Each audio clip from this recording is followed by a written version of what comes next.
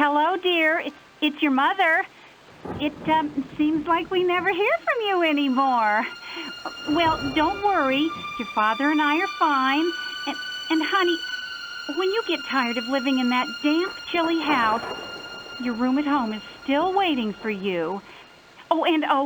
Make sure you're taking your vitamins and using that nice umbrella Aunt Selma gave you last Christmas. Okay? I love you. Bye. Hello? Remember me? Your editor? You're not answering your calls, are you? I'm getting tired of talking to a machine.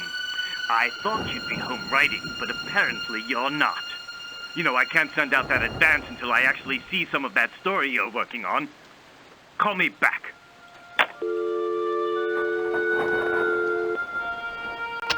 This is Jeremiah Crick.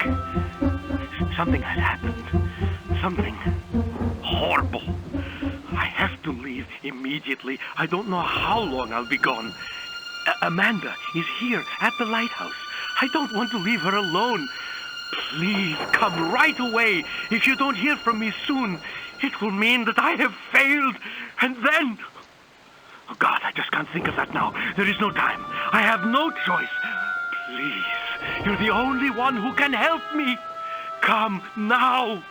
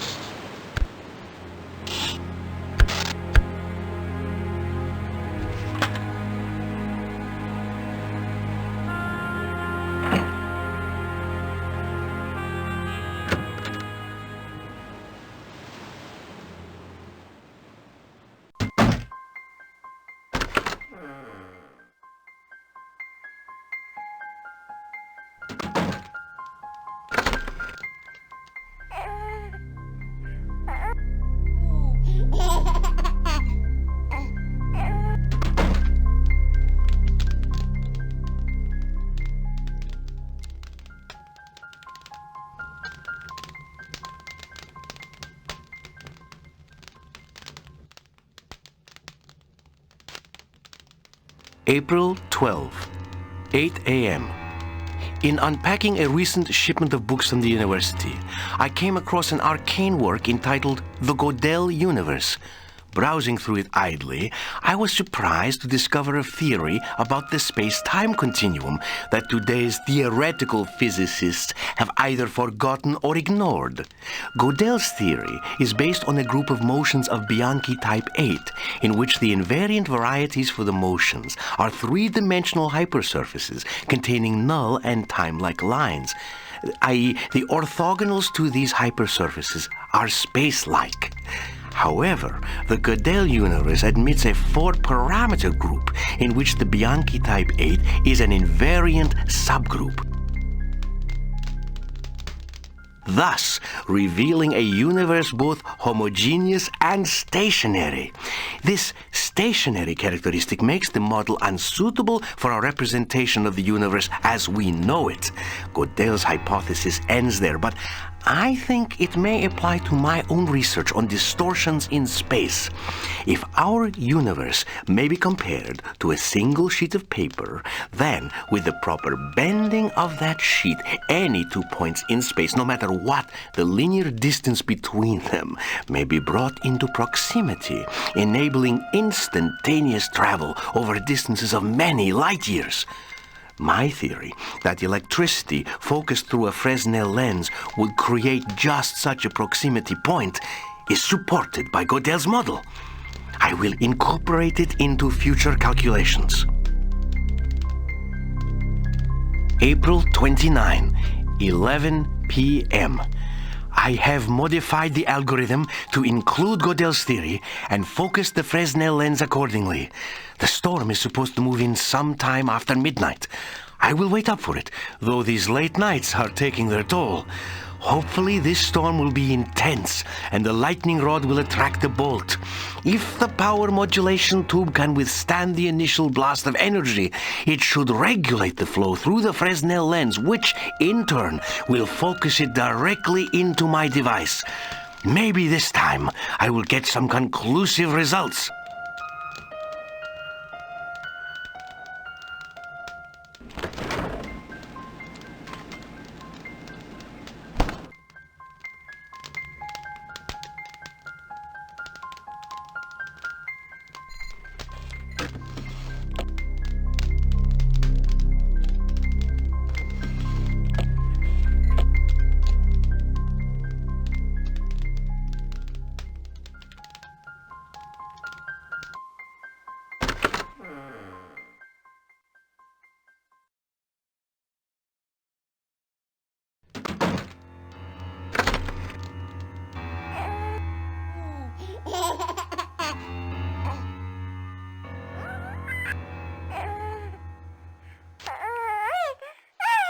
May 11, 3 p.m.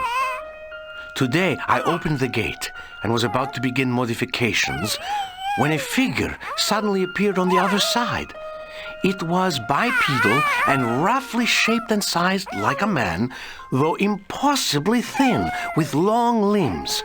I was startled and prepared to shut down the device, but the creature made no move toward me, just peered curiously, first at the portal and then at myself.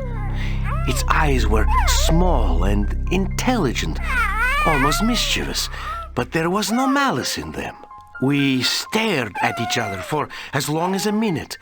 Then it turned and loped out of my view. This visitation confirms a growing suspicion that I have discovered some kind of parallel universe, for the creature is of a species not to be found upon this earth. May 19, 11 a.m. Today, the creature returned. He approached the portal cautiously, sniffed it, then reached out with a finger as black and gnarled as a burnt twig. Testing the limits of his boldness, I beckoned him to come over. In a single bound, the creature was through the portal. He crouched before me, looking like nothing so much as a giant spider. I noticed strange geometric tattoos on his chest and upper arms. I watched him carefully for the duration of his visit, but all he did was peer inquisitively at the equipment. Twice, when a particular device caught his interest, he glanced at me, as if asking a question. His behavior almost made me laugh, as his furrowed black brow and tapering fingers made me think of a monkey exploring a new cage. When the energy levels approached instability, I coughed once to get the creature's attention and pointed to the portal. Apparently understanding my meaning, he took one last look around the laboratory, then went to the portal and stepped through. I just had time to see him safely on the other side before the power supply collapsed and the lights went out.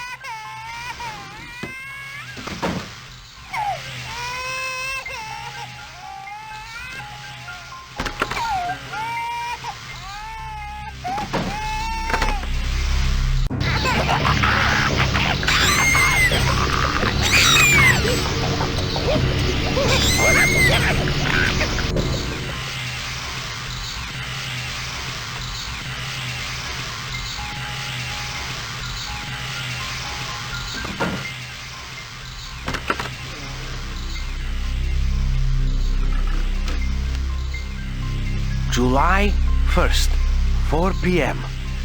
I have just returned from the other side. As on the previous test run, the portal stayed open for almost an hour, convincing me that my most recent modifications to the power modulation tube were successful. On this last trip, I extended my explorations, following the path until I came to a tall building some distance down the rocky coast. Approaching the tower, I was surprised to hear a voice call to me from a high window. I looked up to see a man waving excitedly. To my surprise, I could understand his speech. He invited me to come up at once. Thus, I made the acquaintance of another inhabitant in what I have come to think of as a parallel world. The eccentric old man turned out to be an inventor of strange animated contraptions. We sat in his workshop surrounded by mechanical odds and ends. His talk rambled from subject to subject in a disjointed manner I could not entirely follow. Several times he mentioned a dark being whom he feared and warned me about in gibbered, broken words. I believe it is the creature from the beach. Much of his rambling I was unable to comprehend. As I prepared to return to the portal, he suddenly began rooting among an assortment of gadgetry. After a few moments, the inventor revealed an intricate decorative box. To my surprise, he pressed it upon me with the utmost urgency. The inventor is obviously deranged, though his inventions indicate genius as well. His strange behavior made me fear for my safety. I felt a sudden, urgent desire to return to the portal, and so, thanking him for his gift, I departed. The return to this world was uneventful, but I am troubled. Just what was the inventor trying to tell me? I have examined the box closely and have opened 2 of its inner panels, but I am unable to continue further.